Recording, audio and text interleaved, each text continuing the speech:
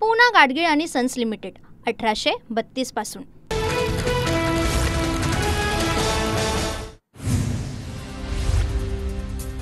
अगदी थोड्याच वेळात राज्य मंत्रिमंडळाची बैठक होणार। पूरग्रस्तांच्या मदतीसाठी कॅबिनेटमध्ये चर्चा होण्याची शक्यता। किती नुकसान झालं, किती मदत देण्याची गरज या संदर्भात पालकमंत्री देणार माहिती।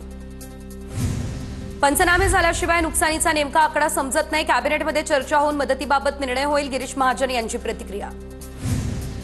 आजच्या बैठकीत नुकसानग्रस्तांना मदत जाहीर होण्याची शक्यता। भाजपा आमदार राणा जगजितसिंह पाटील यांच्याकडून विश्वास व्यक्त। विविध माध्यमातून नुकसानग्रस्तांना मदत मिळणार, राणा जगजितसिंह पाटील यांची ही प्रतिक्रिया।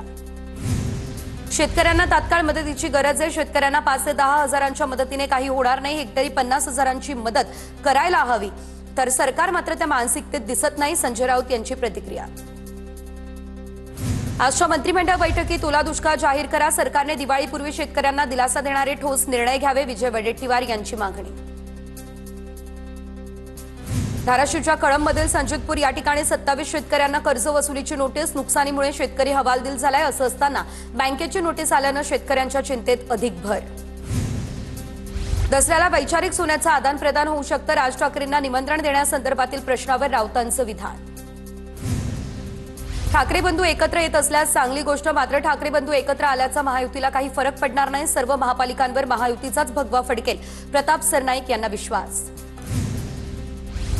मुंबईमध्ये काही करा, मुंबईकरांचा विश्वास महायुतीवर। राज उद्धव ठाकरे यांच्या युतीच्या चर्चांवरती गिरीश महाजन यांचे हे विधान।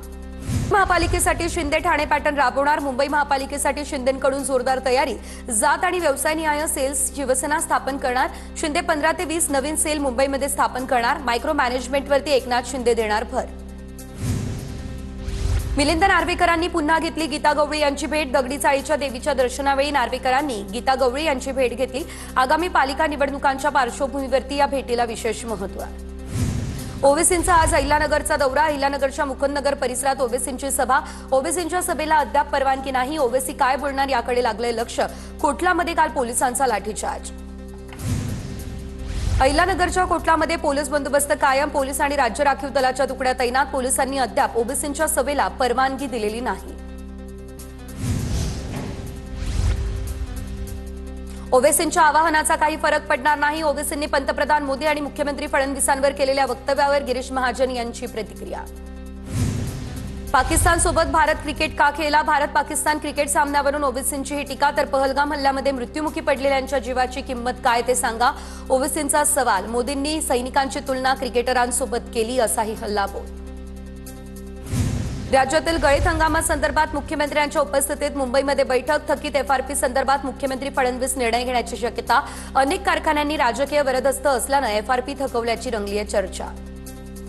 मी आजपर्यंत एकाही कॉन्ट्रॅक्टरकडून 1 रुपया घेतलेला नाही। मी खोटी कामं केलेली नाही, त्यामुळे कितीही आरोप झाले तरी विचलित होणार नाही, नितीन गडकरी यांचं अंजली दमानिया यांना प्रत्युत्तर।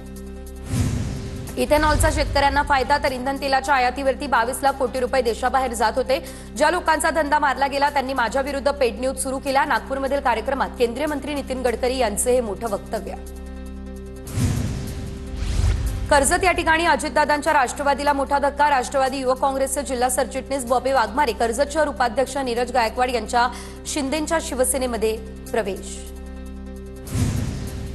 माजी आमदार सेवक वाघाई यांचे बंधू विलास वाघाई यांचा अजित पवार यांच्या राष्ट्रवादीत प्रवेश। विलास वाघाई भंडारा जिल्हा मध्यवर्ती बँकेचे संचालक प्रफुल्ल पटेल यांच्या उपस्थितीत राष्ट्रवादीत केला प्रवेश। भाजपचे पुण्याच्या दौंड शहराचे अध्यक्ष स्वप्नील शाह यांचा राजीनामा। आगामी निवडणुकीच्या पार्श्वभूमीवर भाजपला दौंड तालुक्यामध्ये मोठा धक्का। रत्नागिरीत स्थानिक स्वराज्य संस्थांचे बिगुल वाजण्यास सुरुवात। पंचायत समितीच्या सभापती पदासाठी आज आरक्षण जाहीर होणार। रत्नागिरी जिल्हाधिकारी कार्यालयात 11 वाजता सोडत निघणार। रत्नागिरी जिल्ह्यात 9 पंचायत समित्या सभापती पदाच्या आरक्षणाकडे लागलंय सर्वांचं लक्ष। महाराष्ट्र स्वयं पुनर्विकास प्राधिकरणाच्या अध्यक्षपदी प्रवीण दरेकर यांची नियुक्ती।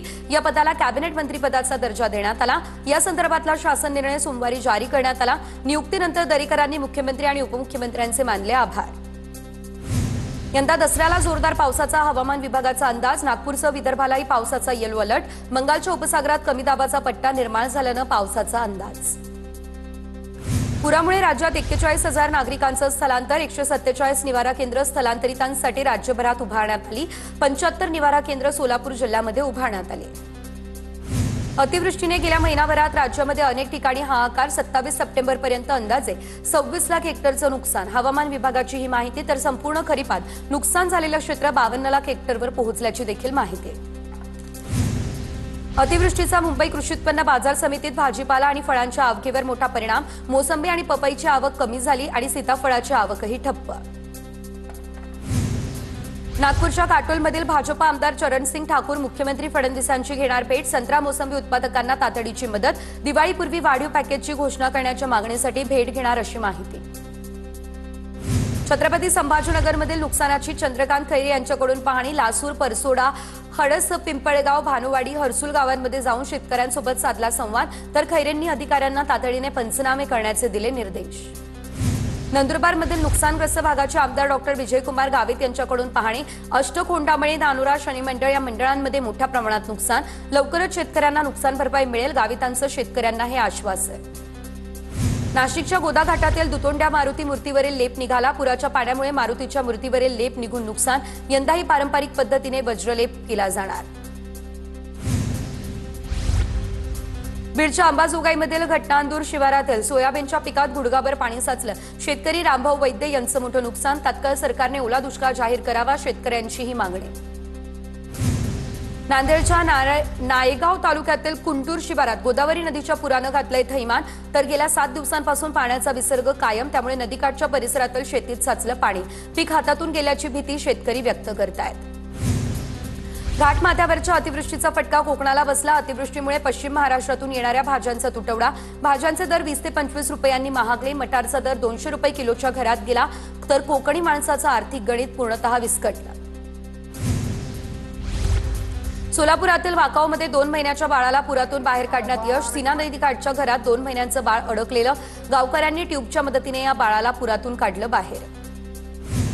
सोलापुरातील करमाळ्यात पाथोडी इथे अनेकांच्या शेतात शिरलं पावसाचं पाणी. त्यामुळे मका, उडीद, कांदा पिकांचं झालं अतोनात नुकसान. शेतकऱ्याचं सुमारे 2 लाखांचं नुकसान. पंचनामे करून तातडीने नुकसान भरपाई द्यावी अशी मागणी. बीडच्या गेवराईमध्ये नागझरी गावात गोदावरीचं पाणी शिरलं. नागरिकांचे हाल. पुरामुळे पिण्याच्या पाण्याचे सर्व साठे खराब. नागरिकांना बाजूच्या गावांमधून पिण्यासाठी पाणी घेऊन जावं लागतंय.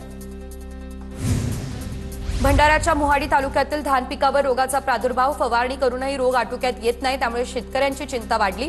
शेतकऱ्यांकडून तातडीने पंचनामे करून नुकसान भरपाई देण्याचीही मागणी. बीडच्या पाटोदामध्ये येवलवाडी या ठिकाणी अतिवृष्टीमुळे पिकांचं नुकसान. पावसाने उघडीप दिली. शेतकऱ्यांकडून सोयाबीन शेतातून बाहेर काढायलाही सुरुवात.